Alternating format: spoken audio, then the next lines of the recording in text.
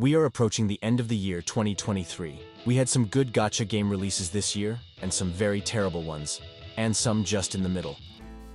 I'm here to present to you the best gacha games in 10 different categories, and the best gacha overall, I've decided, will be determined by gacha. Should fit very well.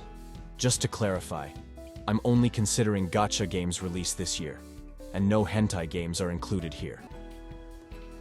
The gacha game with the best storytelling has to be Reverse 1999, although it's hard to say that when Honkai Star Rail exists. But I have played both games extensively, and I have to say that Reverse 1999 does the better job of keeping me engaged with the story even when I enter combat. Even outside combat, I am pleased when the narrator guy graces me with his presence. And all these damn things can be traced back to a long, long time ago, when the monkeys decided to stand on their feet. Overall, just got enthralled at every turn and kept me wondering what would happen next. The game with the best art style is a bit difficult to choose.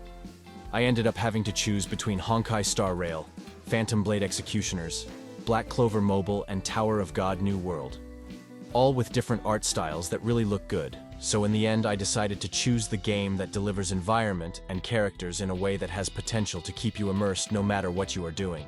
That's going to be Honkai Star Rail, no question. Whether I'm just walking around the world, entering battle, or playing simulated universe, I am just able to appreciate every design aspect of the game, unlike the other games I have mentioned. Best gameplay is a tough one. For you to have the best gameplay, you need to have a fun gameplay loop that is easy to understand both visually and mechanically, at least on a basic level.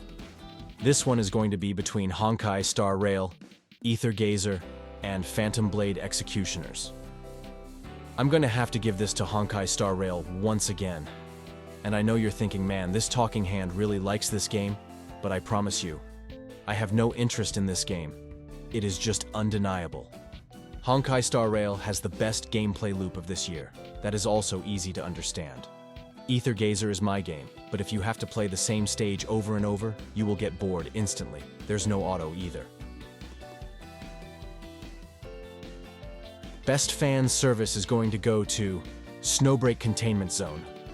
While I agree that Brown Dust 2 does have some of the hottest art of this year, in the actual gameplay you barely get to see any of it. While in Snowbreak you can, because you actually play as the characters themselves. Best character designs. This one is the hardest yet. For options we have Honkai Star Rail, Outer Plane, Brown Dust 2, and Reverse 1999. For this category, I'm just going to choose the game I think has been the most creative with its character designs. That game has to be Reverse 1999. The character art is both memorable and fits the characters' personalities very well. Some of the most unique characters you've ever seen. Most community engagement. This is an obvious one that goes to Honkai Star Rail. Reddit has this banana recap thing going on, so it was pretty easy to judge. Limbus Company comes in second though. Highest revenue at launch also goes to Honkai Star Rail with 43 million. No one else stood a chance. Hopefully next year will be different. Now the most unique gacha game of this year. This one's tough, because do I give it to the game with the unique dice mechanic, the game with the most unique characters, whatever this is, or a third-person shooter gacha? For this I think I'll have to go with Reverse 1999, just because the characters are so diverse and strange, but not so strange that I wouldn't play the game. Limbus Company. I'm sorry, but you scare me. For the game with the best music, I have gone to each official channel and listened to the most popular song. Not the best method, but well. The contenders are Hygen Aruthhill, Snowbreak, and Reverse 1999.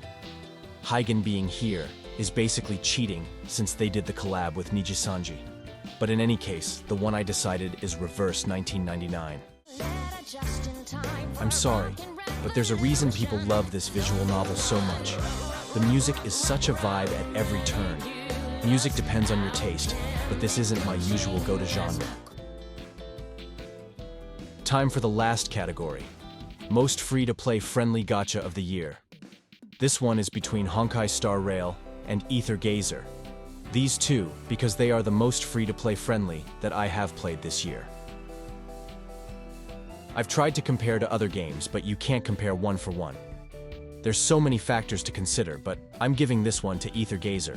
You only need a single copy of any character in the game since you can just use pure skill and smart builds to win any stage.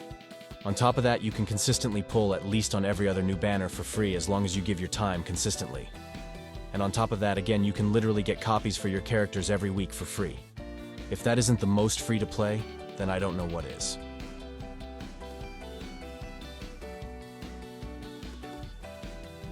And the overall best gacha of the year is Snowbreak Containment Zone. I do not agree with that, but that's just how the dice roll. Comment what game you think is the best gacha game of the year. Maybe we can do this again next year. Until next time, may you have the most wonderful days, and may the banners be ever in your favor.